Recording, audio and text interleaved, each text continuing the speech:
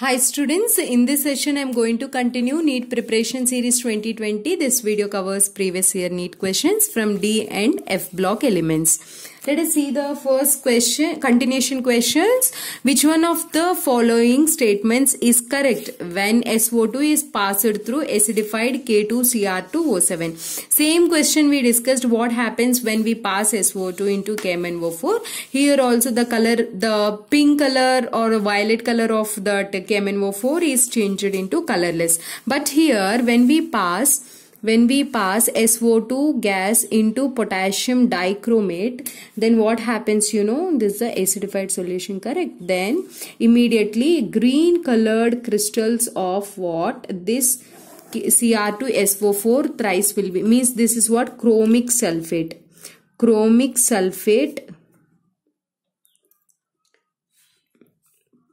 sulfate will be formed. Chromic sulfate. This is which color? Green color.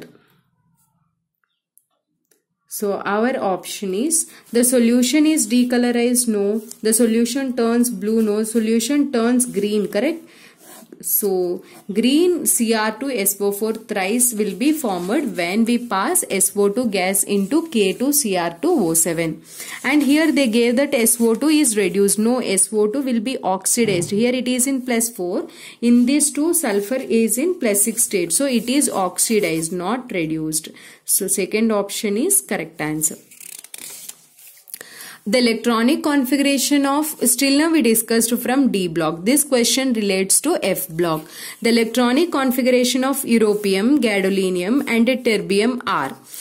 When this kind of question comes, there is a chance of leaving the question because many students cannot remember the electronic configuration. That's why I uploaded a video on tricks to write electronic configuration of D and F block elements. Please go through that, really it helps you. In short, here I am going to discuss one time. Cerium, praseodymium, neodymium, promedium, samarium, europium, gadolinium, terbium, dysprosium, holmium, erbium, thulium, ytterbium, lutetium.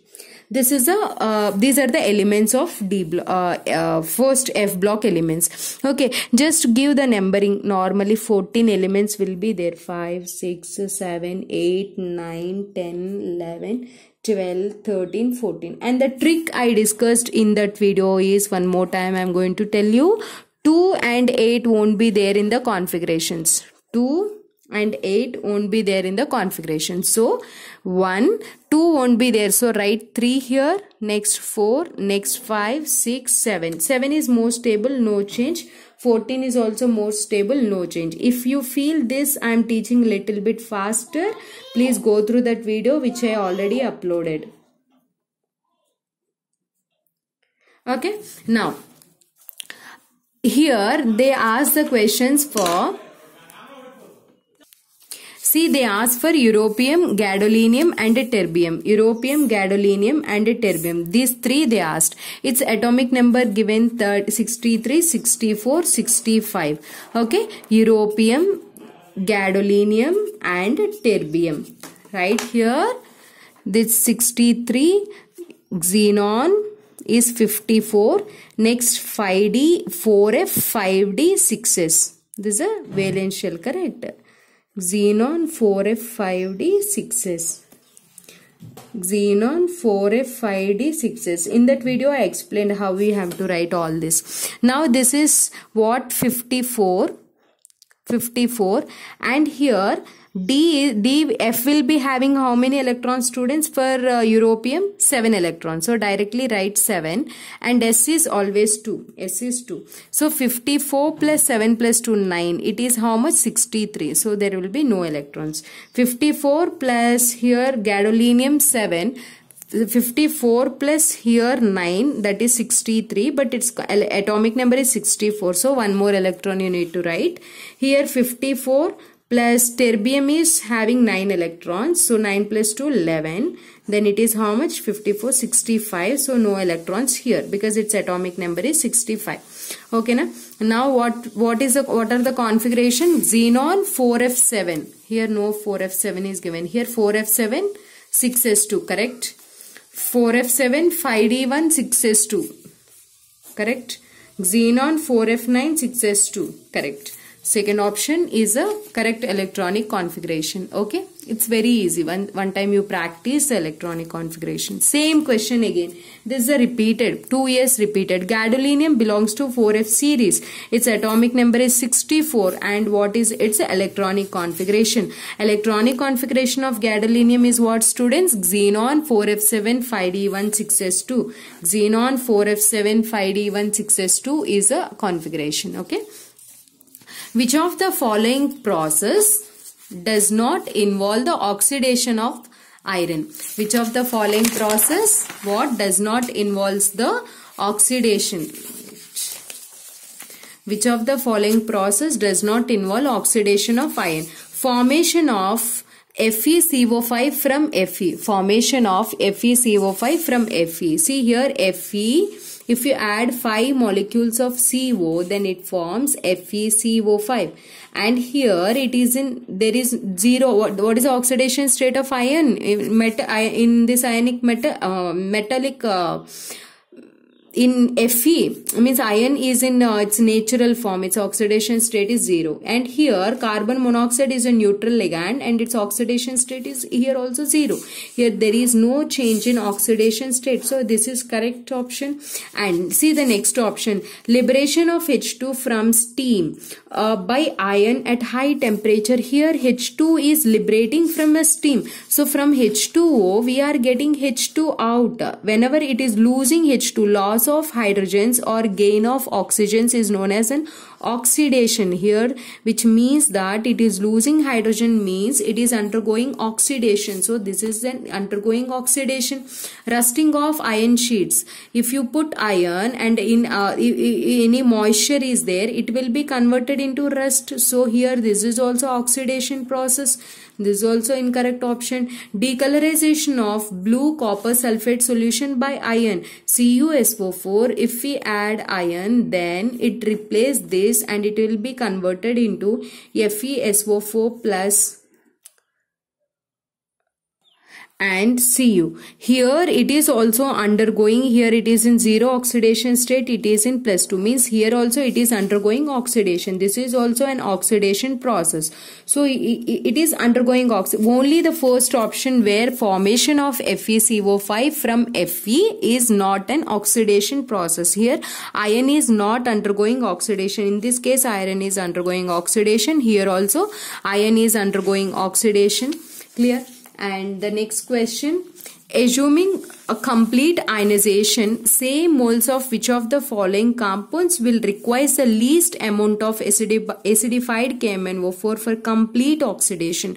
So whenever you add KMnO4 with any of these, in which case you need less amount of KMnO4, that is the question. Okay, in all this iron is in +2 state, so it will be oxidized to Fe +3 in all the cases. So there no need to worry of this.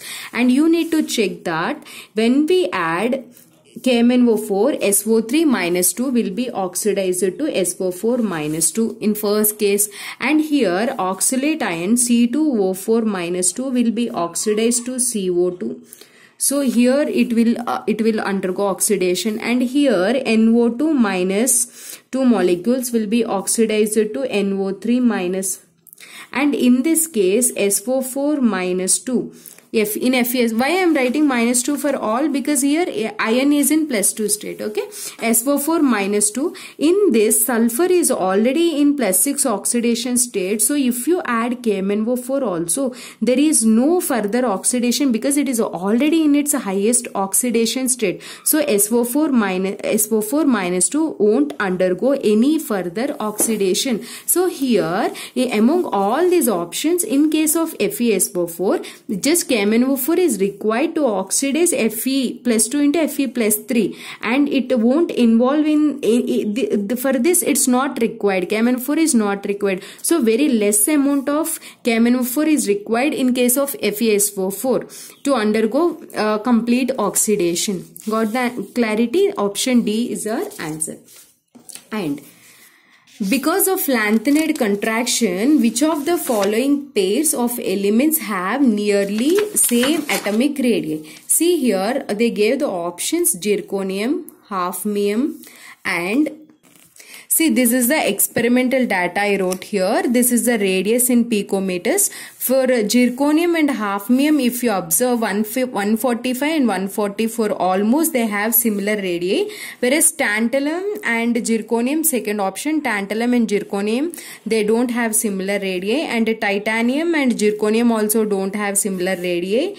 And zirconium and niobium also don't have similar radii. And here only zirconium and hafnium have similar atomic radii. This is due to lanthanide contraction. What students? This is due to lanthanide contraction. Last question.